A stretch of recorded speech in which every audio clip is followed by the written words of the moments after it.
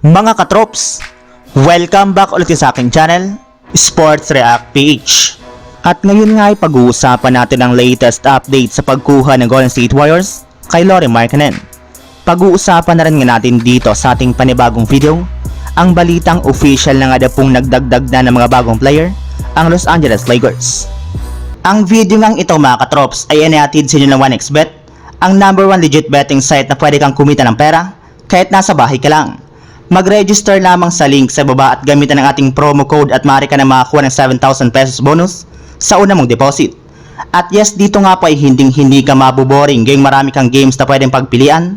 Pwede ka rin naman nga pong tumaya sa mga mainit na laro ng NBA, PBA at marami pang iba. Mas pinabilis na rin naman nga po dito ang pag-cash in at pag-cash out gamit ang inyong GCash. Kaya ano pang hinihintay ninyo?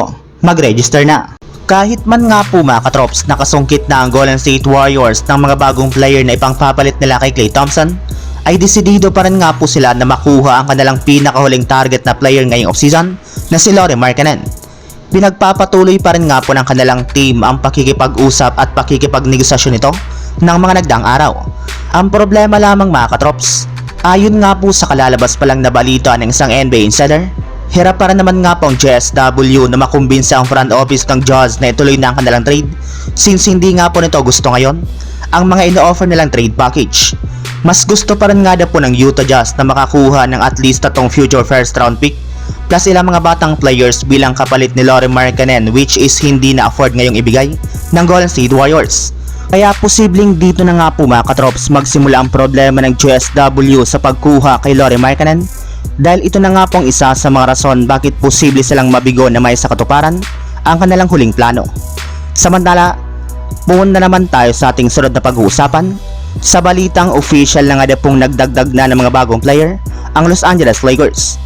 Natapos na nga po mga katrops ang California Classic na merong hawak na record dito ang Los Angeles Lakers na 0 wins at 3 losses sa pagkakatalo nga po nila sa kanilang mga laro laban sa Sacramento Kings, Miami Heat at Golden State Warriors. Kaya nangangahulugan lamang nga po nito na kulang nga po talaga sila sa structure at disiplina para manalo sa kanilang mga laban. Sa kabila nga po ng ilang mga malalaking pangalan sa kanilang lineup na sina Bronny James at Dalton Knecht na kumuha sa atensyon ng media, ay wala para naman nga po silang nagagawa upang makakuha ng panalo. Ang maganda lamang nga po mga katrops sa kanilang last game laban sa Miami Heat ay paunti-unti na nga po nalang naipapamalas ang kanilang kalakasan sa loob ng court na isang magandang senyales na magiging madali ang kanilang pag-improve.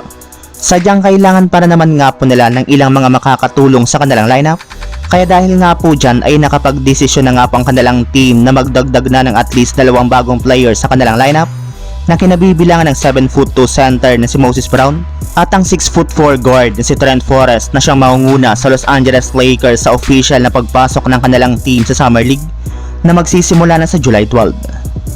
So yun lang mga katrops, ang handog kong story ngayong araw. Sana nag-enjoy kayo, please like and subscribe my YouTube channel, Sports React PH, para sa iba pang story at update patungkol sa NBA. Kita-kits muli sa ating susunod na video.